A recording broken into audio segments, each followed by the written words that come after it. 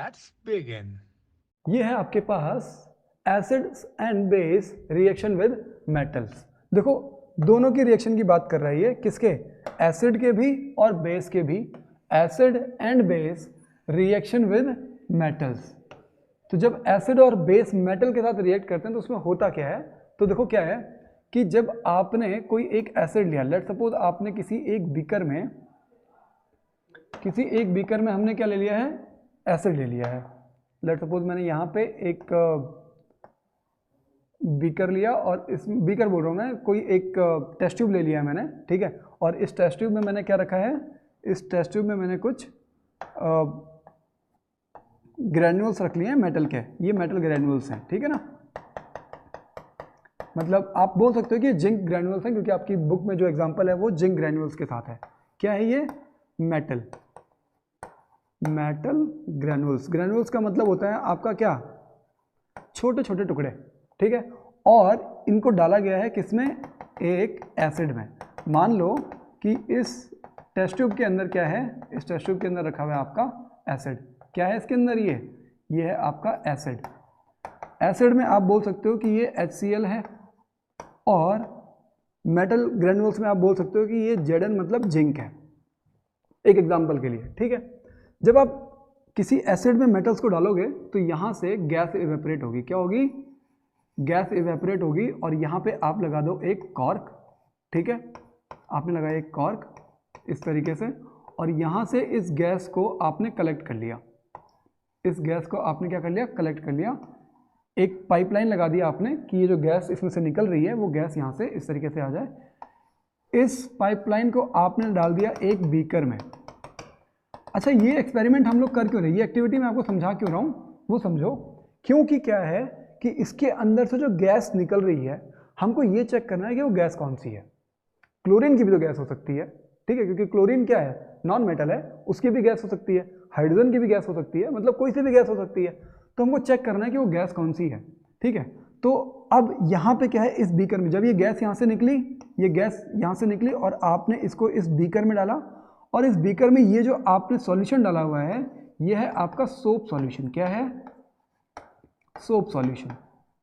और आपको पता है सोप सॉल्यूशन में अगर आप हवा मारोगे तो क्या होगा? बुलबुले फूलेंगे। आपने बच्चों को देखा है?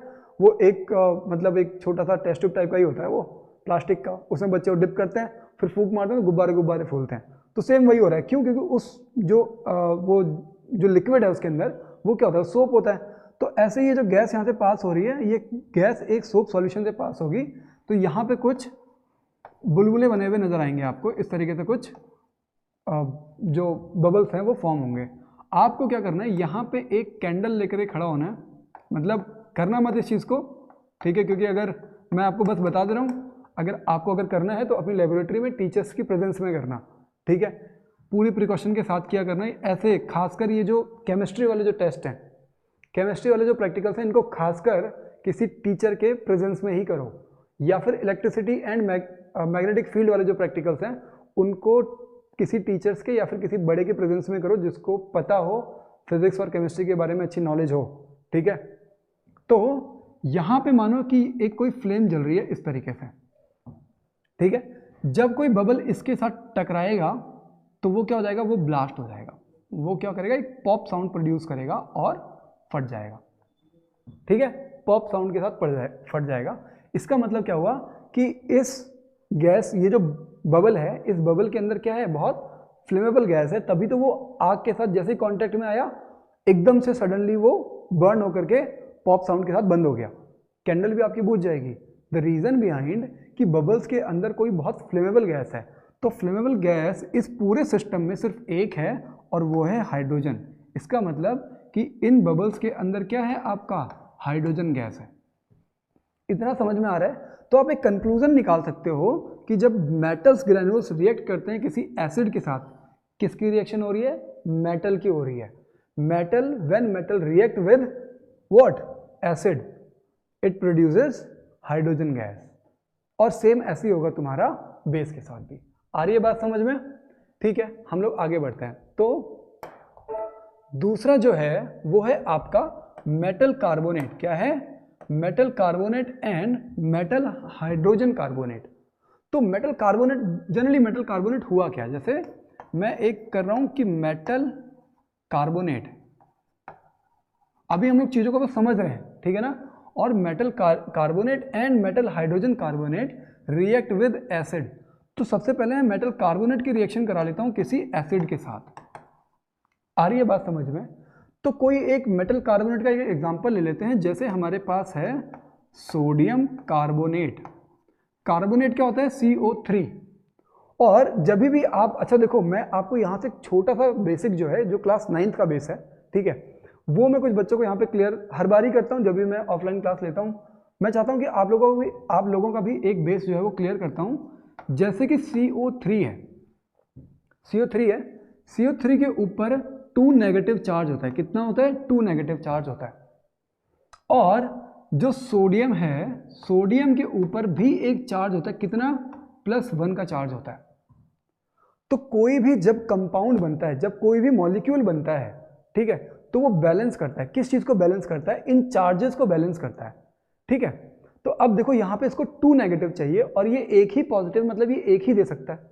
इसको चाहिए थे 2, तो ये क्या बोलेगा कि भाई मुझे तो 2 चाहिए। तो ये बोलेगा चलो ठीक है, मैं अपने भाई को भी लेकर के आता हूँ। तो ये अपने एक और भाई को लेकर के आ जाएगा जिसके पास क्या है, पॉजिटिव। तो अब देखो, अब ये क्या है, एक इसने दे दिया और एक इसने दे दिया।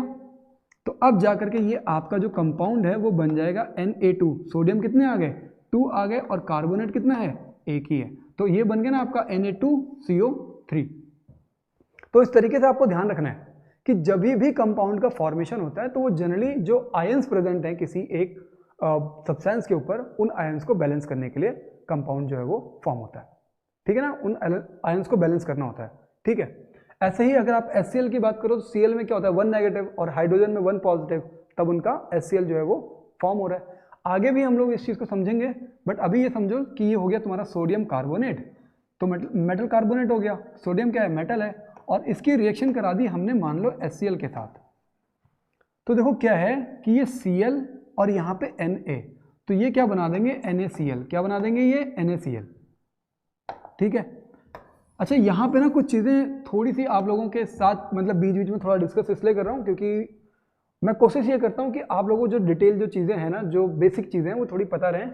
देखो जब भी हम लोग किसी एलिमेंट का नाम लिखते हैं, जैसे यहाँ पे लिखा मैंने Na, तो N जो होगा वो कैपिटल होगा और A जो होगा वो स्मॉल होगा। ऐसे ही यहाँ पे है क्लोरीन, तो क्लोरीन का C जो है वो कैपिटल होगा और L जो है वो स्मॉल होगा। फिर चाहे आप कहीं पे भी लिख रहे हो, बात आ रही है समझ में, चाहे क्लोरीन, चाहे आप किसी भी जगह पे, चाहे आगे है चाहे पीछे है चाहे अकेला है, जैसा भी है, उसमें जब भी आप क्लोरीन लिख रहे होगे तो C कैपिटल होगा हमेशा और L जो है वो स्मॉल होगा। समझ में आ रही है बात, ठीक है। तो इस रिएक्शन में क्या हुआ, सोडियम ने रिएक्ट किया क्लोरीन के साथ, सोडियम ने रिएक्ट किया क्लोरीन के साथ और बना दिया NaCl। और अब देखो क्या है कि यहाँ पे हाइड्रोजन प्रेजेंट है और यहाँ पे O प्रेजेंट है। तो ये हाइड्रोजन रिएक्ट करेगा किसके साथ, O के साथ, और फॉर्म कर देगा तुम्हारा क्या, H2O। अब क्या बचा है, देखो C बचा हुआ है, तो C और O जो है ये क्या फॉर्म कर देंगे, CO2। तो इससे पहले जो हमने रिएक्शन देखी उसमें भी एक गैस फॉर्म हो रही थी, वो थी हाइड्रोजन गैस। यहाँ पे एक गैस फॉर्म होगी जो कि क्या होगी, CO2। आ रही है बात समझ में। तो अब इसको आप चाहो तो बैलेंस कर लो। बैलेंस करने के लिए आपको यहाँ पे क्या, Na2 है तो यहाँ पे 2 लगाना पड़ेगा, तो ये 2, अब यहाँ पे भी 2 लगाना पड़ेगा। तो इस तरीके से ये जो है आपका वो बैलेंस हो जाएगा, ठीक है। हाँ, तो ये आपका हो गया बैलेंस। एक बार चेक कर लेते हैं, H2CO, हाँ ठीक है, ये बैलेंस हो गया। अभी देखो क्या है कि इस पूरे सिस्टम में एक गैस निकल रही है और हमको ये पता करना है कि ये गैस कौन सी है। अभी रिएक्शन तो आपने लिख दिया, बट आप बार बार रिएक्शन तो नहीं लिखोगे, अब तो आपके पास वो सब्सटेंसेस होंगे और वहाँ पे एक गैस इवॉल्व होती हुई दिख रही होगी आपको, तो आपको पता करना है कि वो गैस कौन सी है। तो कैसे पता करोगे कि इस पूरे सिस्टम में जो भी गैस निकल रही है, फिर से वही आ जाओ, क्या कि आपने एक टेस्ट ट्यूब ले लिया और फिर यहाँ पे मेटल कार्बोनेट के ग्रैन्यूल्स हो गए और फिर आपने इसको रख दिया एक एसिड के अंदर, ठीक है। अब इस एसिड से जो भी गैस निकल रही है, जो भी गैस क्या कर रही है, जो भी गैस निकल रही है, उस गैस को किसी अलग अलग सब्सटेंसेस के साथ आप ट्रीट करोगे। जब आप इस गैस को ट्रीट कर रहे हो किसके साथ, कैल्शियम हाइड्रोक्साइड मतलब लाइम वाटर, किसके साथ, लाइम वाटर। और लाइम वाटर क्या होता है आपका, लाइम वाटर होता है CaOH का होल ट्वाइस, कैल्शियम हाइड्रोक्साइड। जब आप इसके साथ ट्रीट कर रहे हो तो यहाँ पे कुछ डिपोजिशन फॉर्म हो रहा है, ठीक है। और ये जो डिपोजिशन फॉर्म हो रहा है, ये जो फॉर्म सब्सटेंस है ये क्या है आपका, कैल्शियम कार्बोनेट, कैल्शियम कार्बोनेट। इसका मतलब क्या हुआ कि ये जो गैस आपने ये जो गैस निकाली है, यहाँ पे आप चाहे बीकर रखो चाहे टेस्ट ट्यूब रखो, कुछ भी रख सकते हो आप। ये जो गैस यहाँ से प्रोड्यूस हो रही है वो कौन सी गैस है, इसका मतलब कि वो CO2 गैस है। कौन सी, CO2 गैस है। क्यों, क्योंकि CO2 गैस ही है जो कि लाइम वाटर को कन्वर्ट करती है किसमें, कैल्शियम कार्बोनेट में। समझ में आ रहा है अभी। Since the product obtained after reacting this gas with lime water is calcium carbonate, hence we can say that this gas is carbon dioxide. Okay, so now अच्छा, अभी हमने बात कर ली मेटल कार्बोनेट की। ऐसे ही अगर हम लोग बात कर लें मेटल हाइड्रोजन कार्बोनेट, अब आप देखो क्या है, हाँ तो इस चीज़ को हम लोग हटा देते हैं। अभी आपको ये समझ में आ गया है, अभी से समझो, ठीक है। अभी हम लोग आगे चल के इसके नोट्स बनाएंगे, ठीक है। देखो क्या है, sodium hydrogen carbonate. Sodium hydrogen carbonate का रिएक्शन फिर से मैं करता हूँ HCl के साथ। अब आप ये देखोगे कि जब मैंने सोडियम कार्बोनेट लिखा था तो यहाँ पे Na2 था और CO3 था, यहाँ पे Na1 है, एक ही तो सोडियम लिया मैंने। क्यों लिया, क्योंकि देखो CO3 का जो है, जो कार्बोनेट का है, उसका 2 नेगेटिव होता है, और यहाँ पे हाइड्रोजन का एक पॉजिटिव हो गया और एक पॉजिटिव हो गया आपका सोडियम का, ठीक है। तो एक ये दे देगा और एक ये दे देगा, तो हो गया ना बैलेंस, ठीक है। तो इस तरीके से बैलेंस हो जाएगा। इस वजह से यहाँ पे Na जो है, जो सोडियम है, वो एक ही एटम आने वाला है, ठीक है। आगे चलते हैं हम लोग।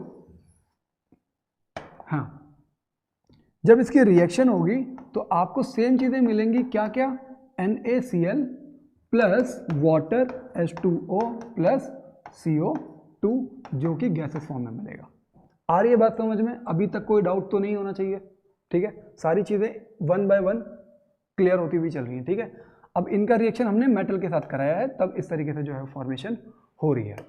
अब हम लोग ये देखते हैं कि आपको क्या क्या चीज़ें इसमें से कलेक्ट करनी थी, वो समझते हैं। जैसे ये देखो, सबसे पहला चीज़ था acid and base react with metal, और उसमें हमने क्या देखा, उसमें हमने ये चीज़ देखी है। देखो इसमें मैं थोड़ा सा ये चीज़ें देखो कि यहाँ पे हो गया ये हाइड्रोजन गैस जो है वो मतलब यहाँ से निकल रहा है। पहले क्या है कि हमने एक टेस्ट ट्यूब में क्या रखा है, डाइल्यूट सल्फ्यूरिक एसिड, मैंने वहाँ पे HCl रखा था, ठीक है। बट ध्यान ये रखना है कि एसिड रख रहे हैं हम लोग, और यहाँ पे रख दिया हमने जिंक ग्रैन्यूल्स। और जब जिंक ग्रैन्यूल्स हमने रखे तो यहाँ पे कुछ बबल्स फॉर्म हो रहे हैं। ये बबल्स यहाँ से होते हुए इस सोप सॉल्यूशन में गए और यहाँ से कुछ बबल्स फॉर्म हुए। सोप वाले बबल्स जब हमने कैंडल के साथ उसको रिएक्ट कराया तो burning of hydrogen gas with a pop sound, मतलब पटाखे की तरह वो थोड़ा सा साउंड प्रोड्यूस करेंगे और वो फटेंगे, ठीक है। ये है होगा कैंडल। तो ये है वो एक्सपेरिमेंट, क्योंकि ये पॉप साउंड के साथ प्रोड्यूस हो रहा है, मतलब बहुत फ्लेमेबल गैस है, इस वजह से हम लोग इसको बोलते हैं कि ये हाइड्रोजन गैस है, ठीक है। आगे चलते हैं हम लोग। अच्छा, अगर कभी क्वेश्चन ये आ जाए कि ये सोप सॉल्यूशन क्यों हमने यूज किया, so that we can form a bubble, okay. तो यहाँ से हम लोगों ने कुछ चीज़ें कलेक्ट कर ली हैं। जो चीज़ें आपको लिखनी है वो चीज़ें, ये जो लिखने वाली चीज़ें वो देख लो यहाँ पे, और यहाँ पे कुछ चीज़ें आपको जो दिख नहीं रही है उसको मैं हाईलाइट कर देता हूँ। जैसे यहाँ पे लिखा हुआ है बेस, क्या लिखा हुआ है, base plus metal, base plus metal which gives salt plus hydrogen, hydrogen gas, ठीक है। और यहाँ पे एग्जांपल के लिए क्या है कि NaOH और प्लस Zn, प्लस क्या है, जिंक, और ये आपको मिलेगा क्या, Na2ZnO2, Na2ZnO2, और इसका नाम होता है सोडियम जिंकेट। क्या होता है, sodium zincate plus hydrogen gas. तो यहाँ पे भी आपकी हाइड्रोजन गैस निकल रही है और इस वाले केस में भी आपकी हाइड्रोजन गैस निकल रही है। पहली जो है वो acid plus metal, salt and hydrogen gas मिलता है। दूसरा बेस प्लस मेटल, तो सॉल्ट प्लस हाइड्रोजन गैस मिलती है। तो ध्यान ये रखना कि सॉल्ट तो दोनों में आ रहा है, सॉल्ट तो फॉर्म होगा ही होगा, बट साथ में जो गैस फॉर्म होगी वो कौन सी होगी, हाइड्रोजन गैस होगी। ठीक है, हम लोग आगे बढ़ते हैं अब। तो और क्या क्या चीज़ें थी इसमें से जो एक्सट्रैक्ट करनी थी, वो ये कि metal carbonate and metal hydrogen carbonate का जब रिएक्शन होगा एसिड के साथ तब क्या क्या चीज़ें फॉर्म होंगी। तो आपको मैंने ये चीज़ बता दी है कि जैसे ये रिएक्शन मैंने आपको भी करके दिखाई थी, इसको आप एज इट इज लिख लोगे। अच्छा, इस रिएक्शन में इस S का मतलब क्या है कि सोडियम कार्बोनेट जो कि सॉलिड फॉर्म में है, फिर ये हो गया HCl जो कि एक्वस फॉर्म में है, NaCl जो कि एक्वस फॉर्म में है। अच्छा, जहाँ पे AQ लिखा हुआ वो एक्वस होता है। एक्वस का मतलब होता है कि HCl के साथ साथ कुछ वाटर मॉलिक्यूल्स भी उसमें प्रेजेंट है। एक्वस का मतलब कि वहाँ पे वाटर भी जो है वो कुछ अमाउंट में प्रेजेंट है। ठीक है, NaCl एक्वस में मतलब NaCl भी किस में है, वाटर के साथ प्रेजेंट है। ठीक है, और H2O ये तुम्हारा लिक्विड हो गया और फिर CO2 गैस। ठीक है, तो ये आपको जो है वो एक्सट्रैक्ट करना था, जो अभी तक मैंने चीज़ें बताई हैं। आप इसमें सारी चीज़ें मैंने आपको अच्छे से समझा दी हैं। जैसे on passing the gas evolve through lime water, मतलब इसमें से जो गैस निकल रही है इसको जब आप कैल्शियम हाइड्रोक्साइड के साथ ट्रीट करोगे तो आपको कैल्शियम कार्बोनेट की फॉर्मेशन हो जाएगी और साथ साथ वाटर की फॉर्मेशन होगी। ठीक है, तो इतना समझ में आया। और यही सब चीज़ें फिर आगे भी मैंने लिखी हुई, ये सारी चीज़ें मैंने आपको समझा दी हैं, जो कि आपको अपने नोटबुक में अच्छे से नीट एंड क्लीन तरीके से लिखना है। ये आपका वो एग्जांपल है जिसमें जैसे मैंने आपको बताया था कि यहाँ से एक गैस निकल रही है, वो गैस फिर यहाँ से यहाँ पे आपने कैल्शियम हाइड्रोक्साइड रखा हुआ है, मतलब लाइम वाटर। जब उसके बाद ट्रीटमेंट होगा तो यहाँ पे कुछ जो आप बोल सकते हो क्या कि कुछ सॉलिड सब्सटेंस की फॉर्मेशन होगी। किसकी? सॉलिड सब्सटेंस की फॉर्मेशन होगी यहाँ पे इस तरीके से, और ये सॉलिड सब्सटेंस होगा आपका कैल्शियम कार्बोनेट। ठीक है, हम लोग आगे बढ़ते हैं नेक्स्ट, और ये हो गया हमारा acid and bases react with each other. अच्छा, ये होता है आपका basically when acid and base reacts with each other this reaction is known as neutralization reaction. And why it is so?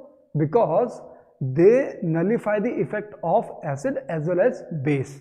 This reaction nullify the effect of acid as well as base. तो इसी वजह से इसको बोलते हैं neutralisation reaction. किसको? जब आपका एसिड एसिड रिएक्ट करता है किसके साथ? एसिड जो है वो बेस के साथ जब रिएक्ट करता है, एसिड बेस के साथ रिएक्ट करता है तो वो क्या करता है, दोनों एक दूसरे के इफेक्ट को नलीफाई कर देते हैं। इस वजह से हम लोग ऐसी रिएक्शंस को बोलते क्या हैं? ऐसी रिएक्शंस को बोलते हैं न्यूट्रलाइजेशन रिएक्शन। क्या बोलते हैं? Neutralisation reaction. आ रही है बात समझ में? अच्छा, न्यूट्रलाइजेशन रिएक्शन में फॉर्मेशन किस चीज़ की होती है? तो वो होती है आपकी सॉल्ट की और प्लस वाटर की। अगर कभी ये आ जाए what you understand by the term neutralization reaction, तो आपको क्या लिखना है? When acid reacts with base to nullify the effects of each other, such reactions are known as neutralization reaction, and during this reaction the product which is formed is salt plus water. ठीक है, अभी आपको लिखने की जरूरत नहीं है क्योंकि मैंने आपको आगे लिख करके दे रखा है, अभी सिर्फ समझना है। ठीक है, आराम से बैठ करके चीजों को समझो। हाँ, तो इसको हम लोग समझ गए। आगे देखते हैं फिर कि फिर है मेटल ऑक्साइड। अभी किसकी बात कर रहा है? ये मेटल ऑक्साइड की बात कर रहा है, मेटल ऑक्साइड। तो मेटल ऑक्साइड आप कोई सा भी मेटल ऑक्साइड देख सकते हो, जैसे कि कॉपर ऑक्साइड हो गया। मेटल ऑक्साइड की रिएक्शन करानी है किसी एक एसिड के साथ, मैंने यहाँ पे HCl लिख दिया। तो आपको इसमें देखना ये है कि Cl जो है वो क्या है? नॉन मेटल, और जो ये है मेटल, यहाँ पे तो मेटल प्रेजेंट है, तो Cl जो कि नॉन मेटल है वो मेटल के साथ मिल करके यहाँ पे सॉल्ट फॉर्म करेगा। क्या फॉर्म करेगा? सॉल्ट फॉर्म करेगा। इसका मतलब कि सॉल्ट में जनरली एक क्या होता है? एक मेटल होता है और एक नॉन मेटल होता है। आ रही है बात समझ में? तो इन दोनों से मिलकर के क्या बनने वाला है? आपका सॉल्ट बनने वाला है, और दूसरा आपका क्या बनेगा? तो वो बनेगा आपका वाटर।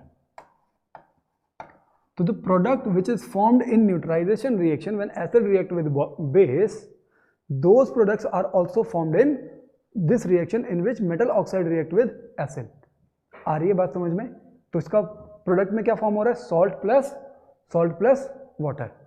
क्लियर हुआ? ठीक है, हम लोग आगे बढ़ते हैं। अच्छा, अब यहाँ से एक चीज़ आपको समझना है, क्योंकि देखो यहाँ पे सॉल्ट ही मिल रहे हैं और यहाँ पे वाटर भी मिल रहा है, तो सॉल्ट प्लस वाटर तो आपका तब मिलता है जब एसिड एंड बेस की रिएक्शन होती है, और एसिड हमने यहाँ पे ले ही लिया है। तो इसका मतलब क्या हुआ कि जो मेटलिक ऑक्साइड्स हैं वो कैसे नेचर के होते हैं, बेसिक नेचर के होते हैं। कैसे, बेसिक नेचर के होते हैं। आ रही है बात समझ में? तो स्टेप बाय स्टेप चलना है, ठीक है, बहुत सारी चीज़ें एक साथ गैदर नहीं करनी है, स्टेप बाय स्टेप चीज़ों को आराम से समझते हुए चलो। अगर आप समझोगे नहीं ना चीज़ों को तो पता क्या होगा, लास्ट में फिर आप लोग क्या बोलोगे कि यार केमिस्ट्री तो पूरी रटनी पड़ती है। रटनी नहीं पड़ती है, अगर आप समझोगे तो मिनिमम चीज़ें रटनी पड़ेंगी। अगर आप लोग मैथ्स को समझ लोगे तो फॉर्मूला ज़्यादा रटने नहीं पड़ेंगे, ठीक है। वैसे ही केमिस्ट्री भी है, आप मैक्सिमम चीज़ों को समझो, कुछ चीज़ें रटनी पड़ेंगी, जैसे फॉर्मूलाज होते हैं मैथ्स में, सेम वैसे यहाँ पे भी है। फिजिक्स में भी ये होता है, फॉर्मूलाज रटने पड़ते हैं, ऐसे यहाँ पे भी कुछ फॉर्मूले रटने पड़ते हैं, बट मेन चीज़ है समझने की। तो जो आपको फोकस करना, जो टारगेट करना, वो किस चीज़ पे करना है, वो करना है आपको समझने पे, ठीक है। और हाँ, लिखना कंपलसरी है, कोई चीज़ मतलब ऐसा मत सोचना कि बिना लिखे कुछ काम चल जाएगा, ठीक है। तो ऐसे ही अगर हम लोग रिएक्शन करें किसकी, नॉन मेटेलिक ऑक्साइड्स की, मतलब मान लो कि मैंने एक नॉन मेटेलिक ऑक्साइड ले लिया है, ठीक है, उसकी रिएक्शन करा रहा हूँ मैं बेस के साथ, और जब ये रिएक्शन होगी तो फिर से आपको वही कंपोनेंट्स मिलेंगे, सॉल्ट प्लस वाटर। और आपको पता है कि ये सॉल्ट प्लस वाटर कब मिलता है, जब आपका एसिड रिएक्ट करता है। क्या, एसिड किसके साथ, बेस के साथ। तो देखो बेस तो यहाँ प्रेजेंट है और प्रोडक्ट में आपको सेम चीज़ें मिल रही हैं।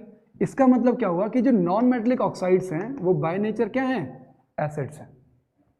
समझ में आ रहा है अभी? तो हम लोग इससे और आगे बढ़ते हैं कि इसमें हम लोग और क्या क्या चीज़ें जो है वो देख सकते हैं। तो बेसिकली जो चीज़ें आपके लिए समझने वाली जो चीज़ें हो गई, क्या क्या चीज़ें आपको हमेशा के लिए याद रखनी है, तो वो चीज़ें हो गई ये क्या है, acid and base react with each other.